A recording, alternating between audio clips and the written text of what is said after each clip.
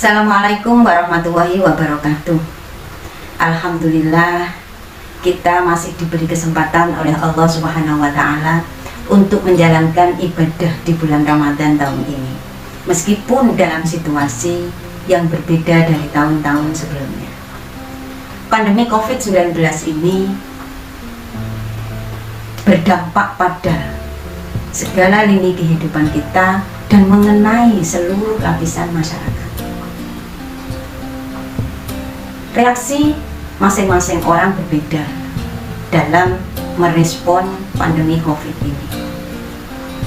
Beberapa reaksi psikologis yang muncul dari situasi ini yaitu ada yang mengembangkan perilaku cuek bebek atau tidak peduli dengan ada atau tidaknya pandemi ini.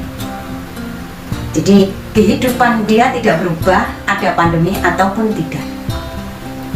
Dia tidak bisa beradaptasi terhadap aturan-aturan pencegahan yang diberikan oleh pemerintah ataupun pihak-pihak terkait. Dia juga tidak peduli terhadap risiko yang akan diterima.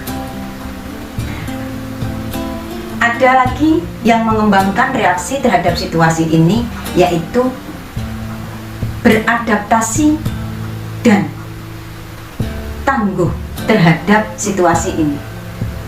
Situasi ini memang tidak mudah untuk siapapun, tapi buat dia bukan berarti kita tidak bisa melewatinya.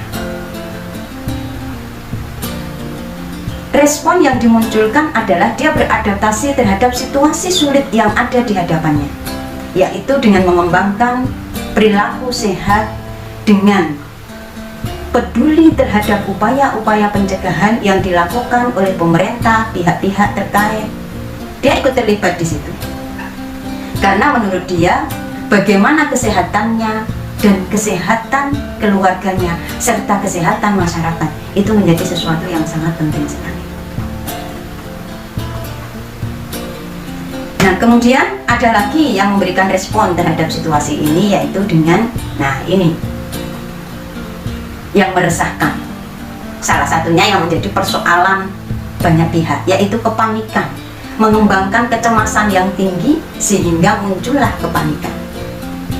Kondisi cemas yang berkelanjutan itu kemudian akan mengarah pada situasi stres. Nah, situasi stres ini akan menurunkan imunnya sehingga rentan sekali untuk terjangkit COVID-19.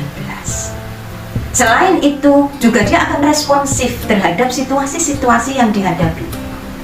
Tidak lagi menggunakan misalnya akal secara sehat.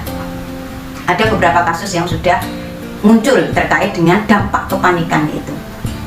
Efek lainnya adalah pada tubuh, misalnya ada keluhan-keluhan tertentu karena kondisi psikologis berdampak pada kondisi fisiknya. Tidak bisa tidur, nafsu makan menurun, dan yang lain sebagainya. Nah, bagaimana mengatasi situasi ini? Ketika dalam kondisi kecemasan yang tinggi, maka yang harus dilakukan itu adalah tenang dulu. Ketika panik itu muncul, maka tenanglah dulu. Bagaimana caranya tenang? Bisa tenang secara fisiologis. Secara fisiologis itu kita menenangkan diri dulu. Emosi ditata, tarikan nafas dan yang lainnya, relaksasi sederhana agar kita lebih tenang. Nah, kemudian mengembangkan positive feeling dan positive thinking. Ketika melihat persoalan yang ada terkait dengan COVID-19 ini, yang kita kembangkan adalah berpikir positif. Misalnya menerima informasi, tidak kemudian kita begitu mudah merespon informasi yang negatif, tapi kita mencoba tabayun dulu, benar enggak informasi ini? Sumbernya dipercaya ataukah tidak?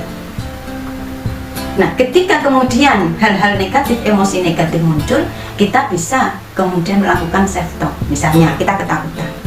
Apa sih yang membuat saya takut? Kenapa saya harus takut itu? Untuk menurunkan emosi, maka kita harus menaikkan kognitif kita atau logika kita, mengkanter. Oh, saya tidak perlu takut. Oh, ini. Nah, itu untuk menurunkannya.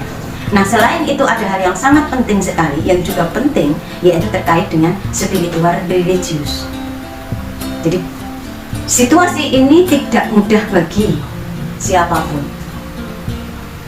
Tapi bukan berarti kita tidak bisa melewatinya. Kita harus meyakini bahwa ini adalah kehendak Allah Subhanahu wa Ta'ala. Kita harus bersabar menghadapi situasi ini, karena orang-orang yang bersabar itu orang-orang yang bersama dengan Allah Subhanahu wa Ta'ala.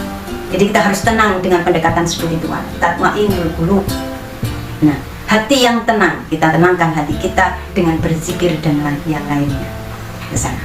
Nah, kalau kita dalam situasi panik, kita bisa menenangkan diri, bisa memikirkan kembali apa yang kita lakukan, merefleksikan dulu situasi-situasi yang kita hadapi sebelum kita bertindak, memikirkan segala konsekuensi dari situasi yang ada, pilihan-pilihan alternatif tindakan kita, maka nanti kita akan bisa masuk pada kategori yang kedua tadi, yaitu kita bisa menjadi orang yang adaptif dan resilian dalam menghadapi COVID-19 ini.